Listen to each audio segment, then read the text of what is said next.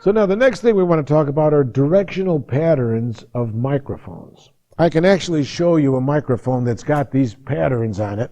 When you can get a couple of these in your room, you're happening. Now, if you'll notice on here, you'll see all the polar patterns that are on your doggone picture. So I can select any one of those patterns to give the pickup characteristics of this mic to change it. I could pick up from the front and the back. I could pick up from all around. I could pick up from just the front. I could pick up from the front with a little bit on the back. And they tell you all that right there. It has 3 pads. I could have 6 decibel pad, a 12 decibel pad, or an 18 decibel pad, which means I could put this mic in front of a trumpet. I could put it on the top of the drums. I could put it any place. If you're going to put this on the piano, I wouldn't use any of these pads because it wouldn't be that much. Yeah. But if I was going to put it on the trumpet, let's say, I might go to 18 decibel pad. Yeah. But if I'm going to put it on the trombone at a distance, maybe I'll do a 12. Or if it's not overdriving the mic, the less pad I can use, the better. This is the mic that I like to put on a guitar amp 5 feet in front of it. This one will get all the overtones.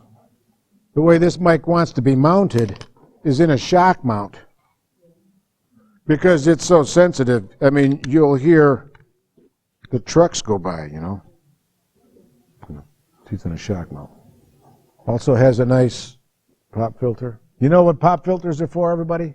P's and T's. I want you to put your hand in front of your face and just say P. When you have P's and T's, the microphone pops and you can't get rid of it. You can't get rid of it.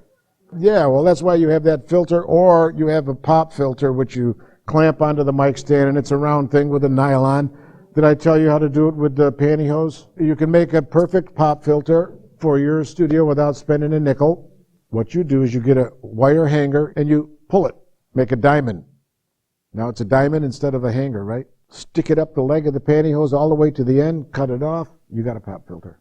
Well, this comes with pop filters. This is a pop filter. You see, you clamp it onto the stand and you arrange it so that it is wherever. It's a good way to keep distance from your good condenser mics because a lot of vocalists want to get on it and it'll get moisture all over your good condensers and it won't sound great. You have to be back from good mics. Is the stocking cap work the same? Well, is it the nylon just like the nylon stockings?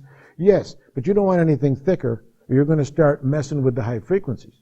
When you do the math, this note at 27.5 cycles per second, its wavelength, meaning before it completes one complete cycle, is 40 feet long. Positive, negative, 40 feet. By the time you get up here, it's a fraction of an inch. Short wavelength. So now you're going into your overtones and your stuff, they're minuscule.